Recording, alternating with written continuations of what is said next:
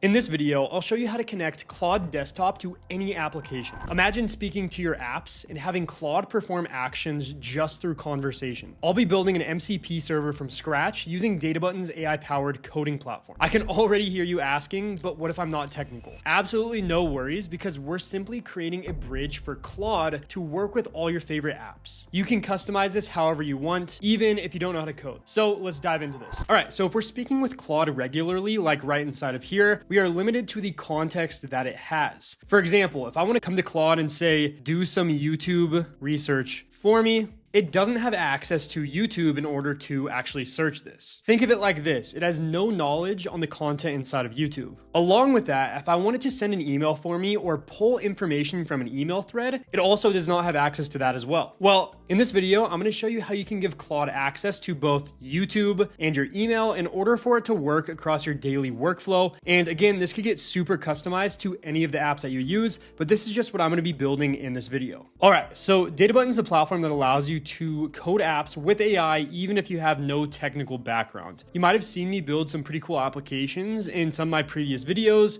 with this platform. However, we're not going to be building a customer-facing user interface application in this video. Instead, we're basically going to be using this to connect our different softwares that we want to use, such as YouTube, for us to analyze YouTube videos, and the ability for us to send Slack messages to our team. All right, so first things first, let's come to DataButton and actually just speak out and describe what we're trying to build. Hey, so I want you to build me an app that uses the YouTube API in order for us to search real-time YouTube information to do content research. Along with that, I want you to implement the Slack API in order for us to send Slack channel messages to our team. The point of this app is going to be essentially be a hub that connects APIs to our different apps and acts as an MCP server for us to communicate through Claude Desktop.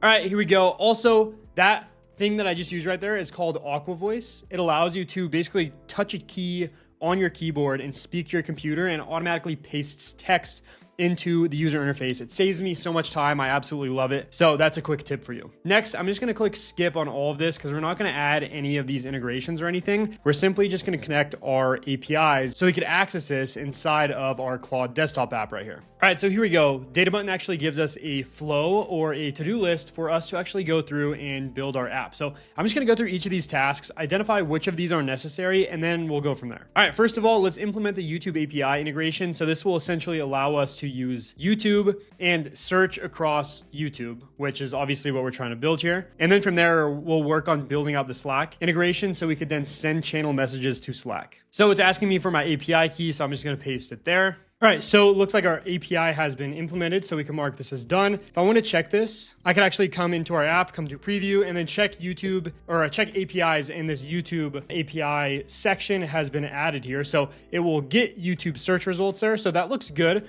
Let's come back to our plan, and let's now just build a YouTube search interface so we could actually see if it's actually pulling information. And by doing this, we'll be able to actually fetch real YouTube videos, and it'll be translated to the user interface. All right, so it's looking like our API is now working according to our user interface here. So let's just come here and search on YouTube. If it shows the results, it's working. Okay, fantastic. This is working smoothly. Now what we need to do is we actually need to go and add the Slack API in order for us to send Slack messages. So we're getting closer to building out the server, and then we can connect it to Claude Desktop. So I'm going to come over to the plan. I'm going to mark that as done. Now let's implement the Slack API integration. So let's start this and go from there. Looks like DataButton wants us to actually add our Slack bot token. However, I don't have this, so I'm going to ask it how to actually set this up for us. Can you explain to me how to actually set this up on Slack? I've never done this before, so give me a breakdown on how to do this. All right, so it's giving us a step-by-step on exactly how to do this. So I'm going to come and open this Slack API page here. It says I'm going to create a new app. So I'm going to come here and just click on create a new app. All right, so I'm going to call this YouTube research app. I'm going to select my workspace. I'm going to create that app, and then I'm going to come back. Looks like I need to add bot capabilities. I'm actually going to come over to the OAuth and permissions here. I need to add a couple of scopes. So this is essentially like actions that we're allowing Slack to perform inside of our app. So channels, read, chat, write. So I'm actually going to install this to AI Accelerator. So let's give it access to access our Slack channel. Next, we need to come to our OAuth and permissions. We need to copy our bot user OAuth token. Here is my bot OAuth token. All right, so I pasted that there. Let's see what else we need to do to actually set this up. Next up is actually going to add this into our secrets up here for our API keys. All right, so now there's this thing on the user interface called Slack messaging. So let's just click on that. And I guess this is going to test to see if it's actually going to send Slack messages. All right, this should be good to go now. It looks like we have the Slack API set up. Let's mark this step as done and let's go to our plan, see what else we need to add. So it looks like we need to build the Slack messaging interface. This way we could actually check to see if we're able to send Slack messages. Once this is actually functioning, we're able to now connect this to Claude because we have our whole server set up since it can research YouTube videos, but also send messages to Slack. So we should be good to go after this. All right, so first thing I need to do is actually need to come to Slack, and the channel I want to add this to be able to like analyze into channel messages, I need to add the app name that we have right here. So research or YouTube research app is what I need to add. So here we go. I'm just going to add that here, add to channel. And so now they could actually post from this kind of app. Essentially, it's almost like a user. It can now post to this channel. So